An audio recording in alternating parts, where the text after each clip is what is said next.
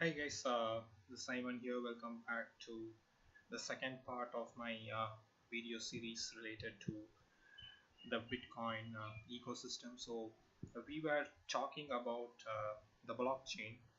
So we were talking that one block in the blockchain can hold about 1,000 transactions. The total size is 1 megabyte.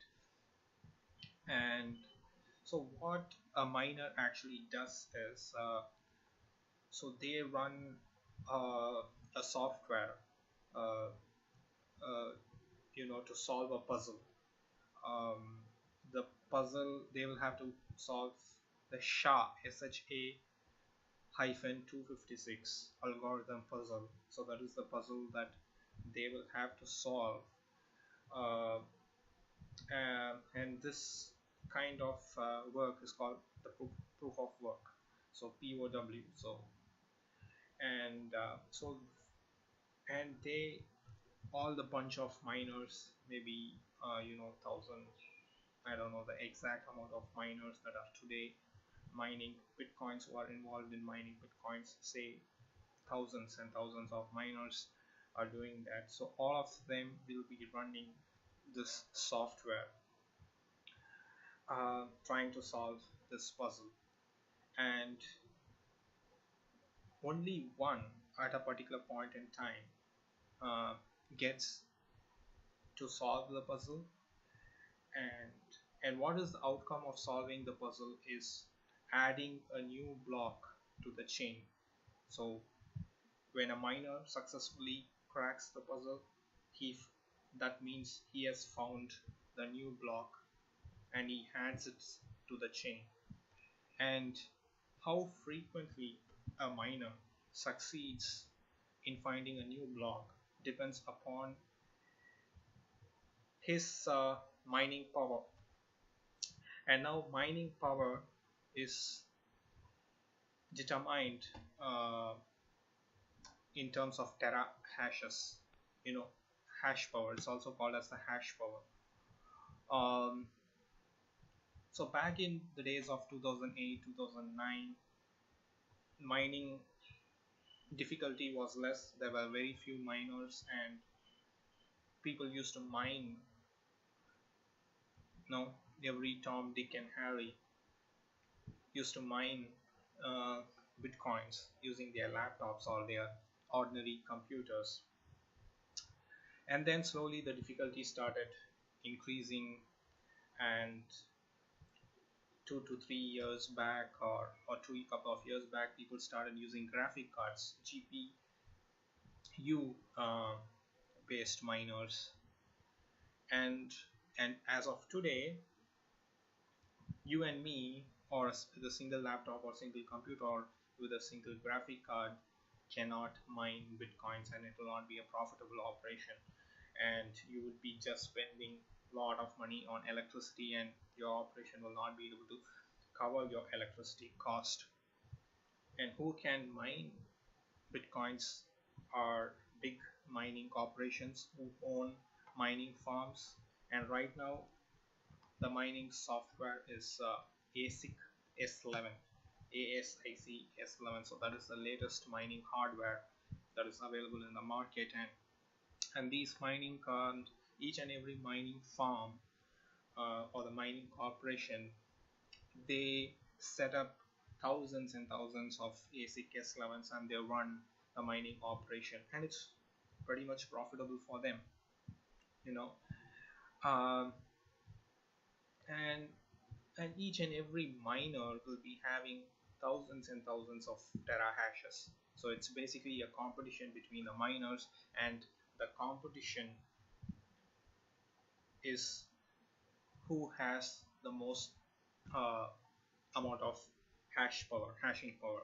And the number of bitcoins that they uh, earn, or the number of times they succeed in finding a new block, not only depends, majorly depends upon the hashing power, and it also depends upon how good is their hardware, whether they are maintaining their hardware frequently, or whether they are changing the faulty components frequently, whether they are running the latest software, you know, that puzzle cracking software. All these depends on that. Okay, so now we saw that the miners, they take the transactions from the mempool, all your transactions they take, and they have it with them, and once they find the next block, they put your transactions into the block that they found and they just found, and in return they get two types of rewards. So one is called as the block reward, finding the new block, and currently the block reward is 12.5 bitcoins. And they also get another form of incentive. They get the transaction fees. Currently I guess the transaction fee is about 0.001 per transaction, you know. I guess that is what's the current transaction fees anyways. So they get to earn through that as well. That's what I was trying to tell. So now we know two actors in this ecosystem. So one is the users who send and receive bitcoins, and the miners who take the transactions and they put it inside the blockchain, and in reward they get the block reward as well as they collect the transaction fees. And I was telling you about the block reward, that this block reward is not constant. It becomes half every 4 years. So maybe the next 20 years or 30 years down the line, it will be very much lesser block reward finding per block, and sooner, that's when the miners, their reward will be, the more percentage of their reward will be from the transaction fees and lesser from the block reward, you know. That would be the time, like so now at present, like, their block reward is more than what they collected as the transaction fees.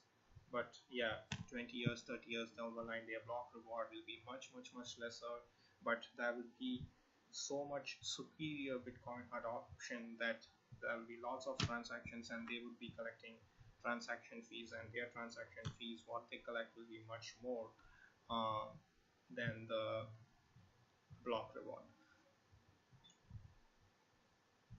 So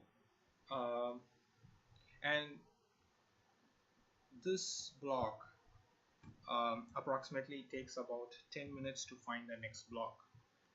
So every miner will be their softwares will be busy solving the puzzle, and every 10 minutes one of them get the opportunity to solve the puzzle, and or actually solve the puzzle every 10 minutes, and they find the new block. So every 10 minutes a new block gets found, but the transaction that you put in doesn't necessarily gets approved within 10 minutes, you know. That is, your transaction will not find the next immediate block. Sometimes you will have to wait 2 or 3 blocks down the line, and your transaction gets into only the third block, you know. So on an average nowadays, a Bitcoin transaction is taking 30 minutes, 30 to 45 minutes, or sometimes even an hour to get confirmed. That's because there's so much of a huge Bitcoin adoption, but the block size is small. So that is what basically is the Bitcoin scaling issue.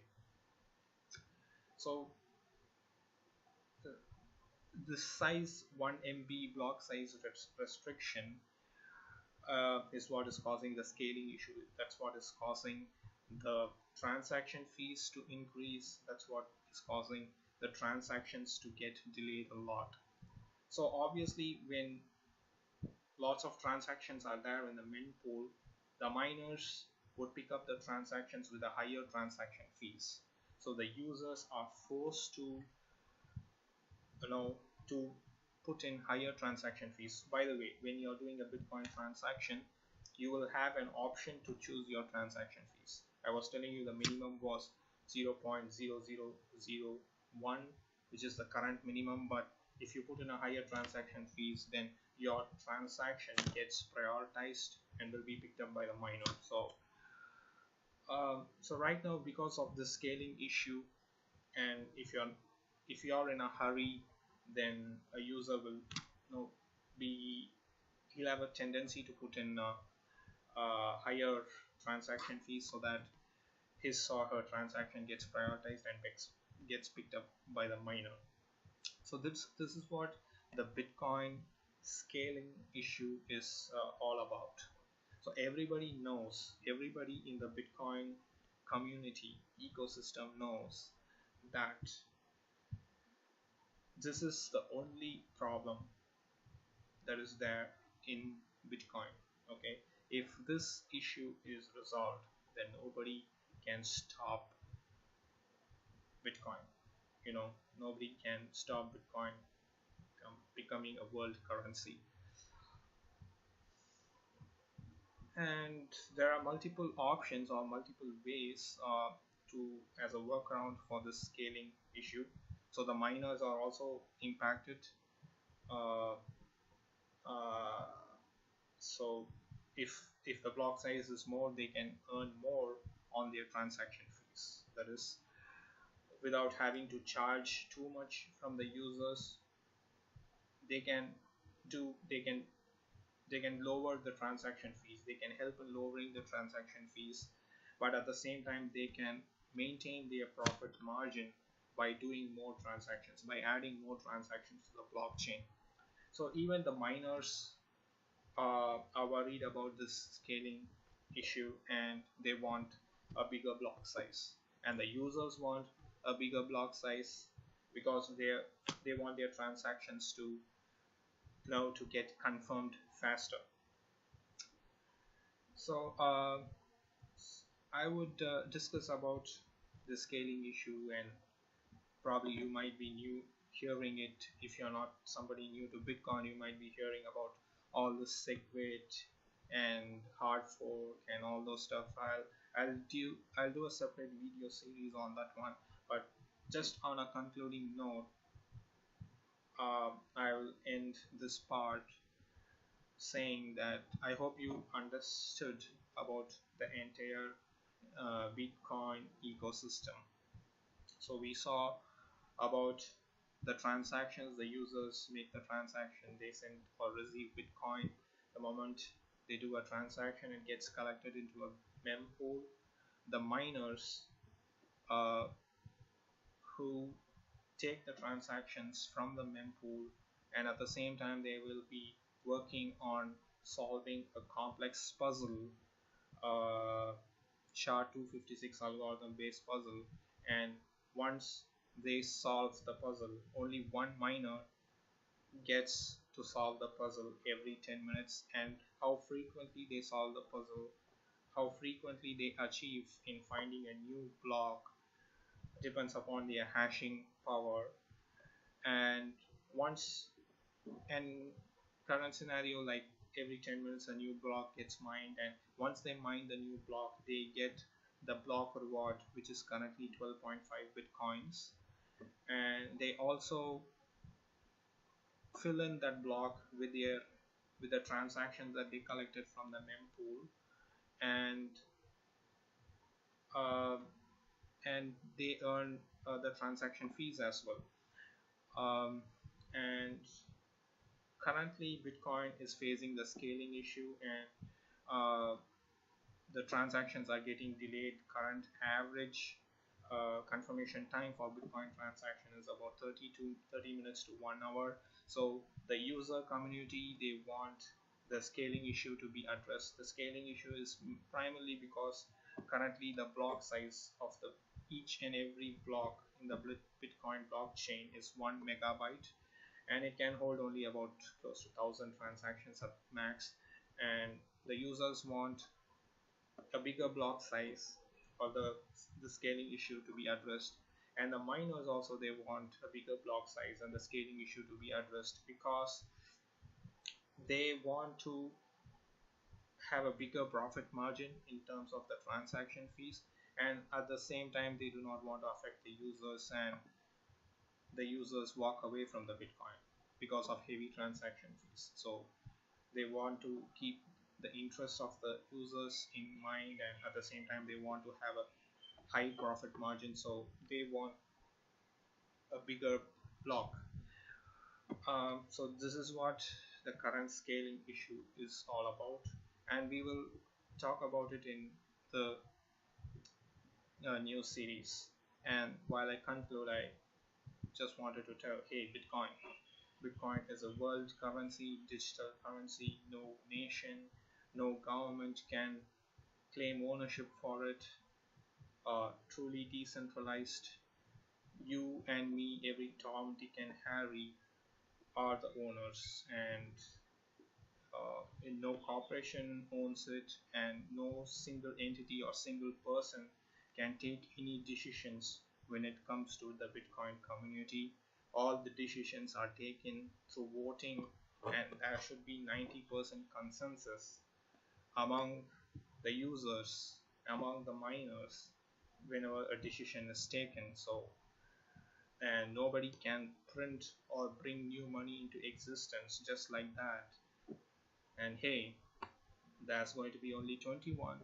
That's what makes Bitcoin value valuable so much. Like, it's a storage of value. Bitcoin is a storage of value. There's going to be only 21 million Bitcoins that are ever going to be in existence. So with that, I would like to conclude the series. I hope this was helpful to you to understand about the Bitcoin ecosystem. I'll do a separate video on the Bitcoin scaling issue and the different options that we have. And thanks for watching this video. Please do subscribe to this channel, share this video among your friends, and help this channel grow. And it would be great if you can donate whatever, how much ever satoshis or smaller amount, 1,000 satoshis or whatever, like you can if you please to donate. Like, I have my Bitcoin address in the description box below. Thanks for helping me support this initiative. I will see you all in my next video. Thank you. Bye bye.